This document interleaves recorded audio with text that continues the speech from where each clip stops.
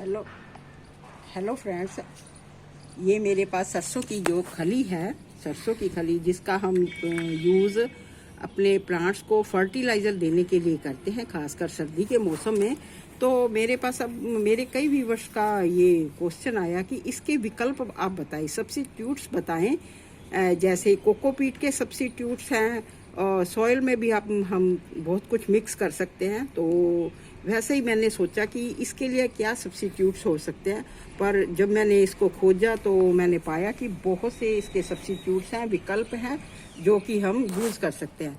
हमारे जैसे इंडिया में है, कई जगहों पर किसी स्टेट में कपास ज़्यादा होती है, किसी में मूंगफली ज़्यादा होती है, किसी में बादाम और पिस्ता ज़्यादा होता है, और नारियल नॉर्थ साउथ साइड नारियल ज़्यादा होता है। तो हम सरसों की खली का यूज़ ना करते हुए, जैसे हमारे गुजरात के मेरे कई व्यूवर्स का क्वेश्चन आता है कि हमारे यहाँ सरसों की खली नहीं मिलती, तो मैंने कईयों को भेजी भी है, पर मैंने देखा कि वहाँ पे मूंगफली ज़्यादा होती है। तो मूंगफली का जब वो तेल निकालते हैं तो उसकी खली बचती है, तो वो भी हमारा एक विकल्प है कि आप उस खली को भिगो के आप अपने प्लांट्स में दे सकते हैं। तो ऐसे जैसे ये बिनोला कपास जो होती है, उसका जो बीज होता है उसकी खली बनती है, उसकी खली को भी हम यूज़ कर सकते हैं। जैसे महाराष्ट्र में हमारे यहाँ कपास की खेती बहुत ज़्यादा होती है, काली मिट्टी होने की वजह से। तो वहाँ पे ये एक बिनोला, जिसे हम कपास की खल कहते हैं, खली बोलते हैं, तो वहाँ पे ये यूज़ हो सकती। जिस तरह से सरसों की खली है, इसी तरह से ये पीली सरसों है, ये ब्लैक सरसों है, उसकी खली है। ये पीली सरसों है, इसका भी तेल निकलता है, पीली सरसों की खली का तेल। ये काले तिल, जहाँ पे तिलहन की खेती होती है वहाँ पे काले तिलों का तेल निकलता है। ये काले तिल है, काले तिल का तेल निकाला है, उसकी खली है। और ये ब्राउन तिल और वाइट तिल, इनकी भी तेल निकलता है, जो बहुत ही कॉस्टली होता है। ये आपको मैं दिखा दूँ, ये बादाम का तेल निकाला, तो उसमें जो ये वेस्ट निकला बादाम का, तो इसको भी हम भिगो के अपने प्लांट्स में दे सकते हैं, कि जो कि हमारे बहुत ही ज़्यादा प्रोटीन और माइक्रो न्यूट्रिएंट्स का एक बहुत ही अच्छा स्रोत है। प्रोटीन बहुत ज़्यादा इसमें मिलेगा हमारे प्लांट्स को, जो कि बहुत ज़्यादा ज़रूरी है। ये बिनोला, जिसकी मैंने पहले बात कर चुकी हूँ, बिनोला इसकी खल बनती है।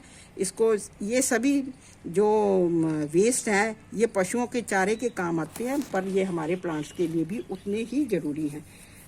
ये है नारियल, जो हमारा नारियल होता है, कोकोनट, उसकी खली है।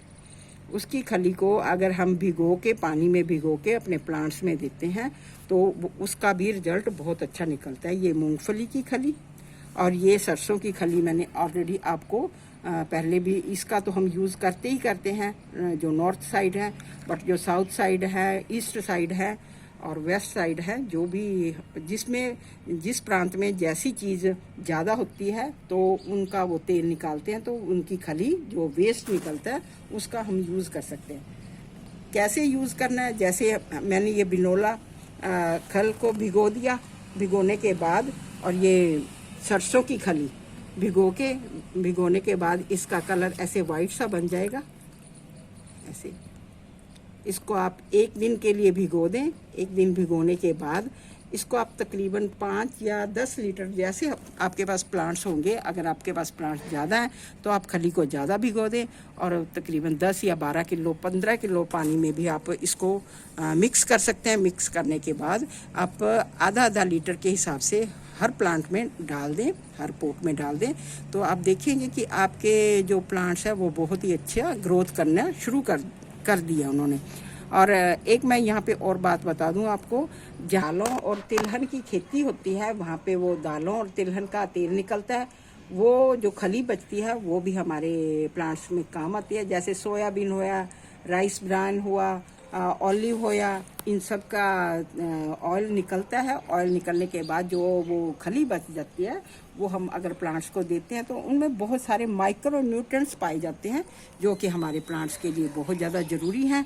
इस तरह से आप, अगर ज़रूरी नहीं है कि आप अगर सरसों की खली ही है तो आप उसे ही यूज़ करें।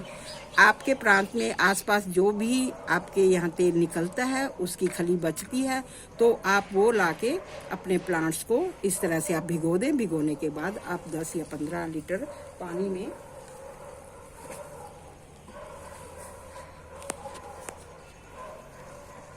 मिक्स कर दें और मिक्स करने के बाद इस तरह से आप जब मिक्स कर देंगे, अगर आप इसको एक यहाँ पे मैं और बात बता दूँ, अगर आप इसको 2 या 3 दिन के लिए रखते हैं तो इसमें बहुत सी तीखी गंध आनी शुरू हो जाती है। अगर आप उसे बर्दाश्त नहीं करना चाहते तो आप ताज़ा ही इसको भिगोएं, 2 घंटे के लिए भिगोएं और भिगोने के बाद इस तरह से आप अपने प्लांट्स में पानी ज़रूर दें। तो मेरे ये मैंने आपको विकल्प दिखाए हैं, इसकी वीडियो आपको कैसी लगी आप ज़रूर मेरे साथ कमेंट बॉक्स में आके मुझे बताएं और लाइक व शेयर का बटन भी दबा दें। मैं किसी और नए टॉपिक के साथ आपके समक्ष फिर हाजिर होंगी। तब तक के लिए थैंक्स। Happy gardening.